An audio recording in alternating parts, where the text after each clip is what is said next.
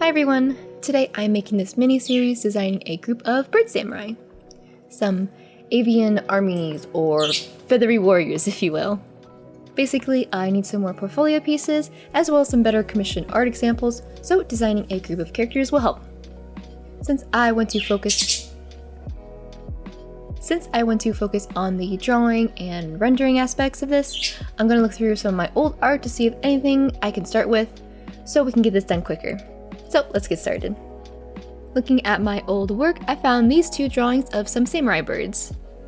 I originally wanted to create a small group, but never did, so we might as well do that now. Since I am creating a group that works together, everyone in it will have some shared items or motifs. They will each have a specific weapon, a Japanese pattern of clothes that represents them, and a bird mask. I will say that the characters here are all regular humans, but from a distance, they do look like giant birds or bird people, each having shoes with talons on them, sharpened fingernails, and sleeves that look like giant bird wings. I also wanted to make sure that each character I design will still have its own flair or style that varies from one another. Also, I am using the term samurai loosely. Not everyone will have samurai armor, there will be design choices focused on form rather than function for sure. This will be in a more fantasy setting, and not every character will use a katana. So with all that established, let's get started. I ended up drawing the bird girl first because I liked her design the most. I started to line over the original drawing because I liked the pose and it saved me some time. I think. Looking back on this, I probably should have drawn the pose from scratch. Most of it looks fine, but there is one major problem that I didn't see until I was close to finishing this. I don't know if you realize this or not, but the proportions of her right arm are way off. I mean, look at this. I was so focused on rendering and details that I missed a vital step at the beginning, which is to always establish a strong base to work from. I did correct this in the end, but I did not film it, so enjoy watching the rest of this video knowing the mistake I made.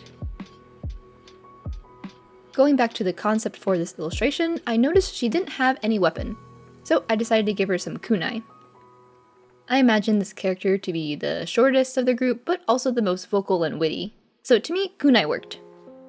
However, doing some quick research after drawing this, kunai might not have been the right weapon, because I don't believe samurai used this. It was originally used as a gardening or farming tool used by common folk. Perhaps giving her a short sword called a tanto would have worked better in terms of being a samurai. Maybe I'll change this later, maybe not, but either way, it's a fun fantasy group and I don't need to think too deeply about this.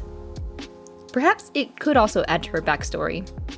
She could have started as a regular common folk and later had to learn how to fight to survive. Another design choice that I mentioned earlier was a pattern that represents each character. Looking at kimonos and Japanese textiles, I saw this wave pattern appear often. Turns out it's called a seigaiha, if I said that right. It is a common pattern used in many different clothes, pottery, and decorations that represents the ocean and seas. Much like the water, I can see this character is kind of going with the flow a lot of the times, so I figured it would fit her. This pattern is commonly found in blue, but can also be found in a variety of other colors, so we can stick to our regular color scheme of red, white, and black. Or I guess in this case, it's more of like a cream, pink, and black. Either way, it works. For the mask, I originally drew it as some random bird, but for the redraw, I wanted it to look like a real bird. I found this small, adorable little bird and thought it would work great for her. It also has a patch of color on the cheeks, just like my original design, so I was able to keep that design feature and give it a purpose. Because originally the little swirls on her cheeks were just for fun, but now I can add it as a design element to mimic the bird that she is based off of. And to make this mask look more like it was carved and painted, I added lots of wood grain lines. Texture is something that I'm trying to improve on, so trying to create a better variation between the wooden mask and her clothes has really helped. Finally, it's time to talk about the main characteristic feature of this bird group, which is the large feathery sleeves. I imagine them to be made out of cloth and sewn together. I don't want the viewer to immediately think that they're real like feathers, so I added some seams and lines to make it look more like fabric. Although they are not real, I imagine these people being able to use them to glide short distances, or even being able to create enough air movement to jump higher or farther. Definitely not realistic, but how fun would it be to wear these? This girl also probably has some weapons or plenty of snacks stored in there as well, because I'm sure with giant sleeves such as these, there's probably extra room for pockets. And I mean a lot of pockets. In earlier concepts, I kept calling them the Tengu Samurai, hence the file name of Tengu Girl. If you're wondering, a Tengu is from Japanese mythology, being a type of yokai or spirit that has either dog or, more commonly, bird characteristics, some of which also have red faces and really long noses. They live in the mountains and are either mischievous or end up training samurai. There are some concepts that overlap with these characters, but not enough to warrant calling them that, especially since I want these characters to be human. So in the end, I dropped the Tengu association and just went with general birds instead. That way, each character will have their own bird mask that is individualized to them.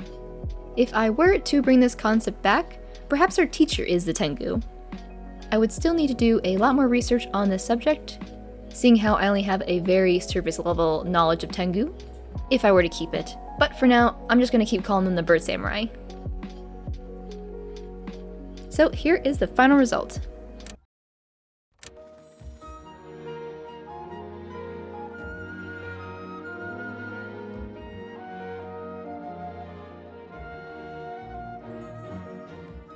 Again, this is the first of 3 characters I'm making for this mini-series. And let me know if you guys have any good names for this group. Bird Samurais are cute and all, but it's a little too vague and I need something a little more special for them. In the next video for this project, I plan on talking more about the bird village they come from, so keep an eye out for that, and also feel free to comment on any ideas you may have about this little project, as I am kind of developing it as I go. So with that, I hope you guys have a good day.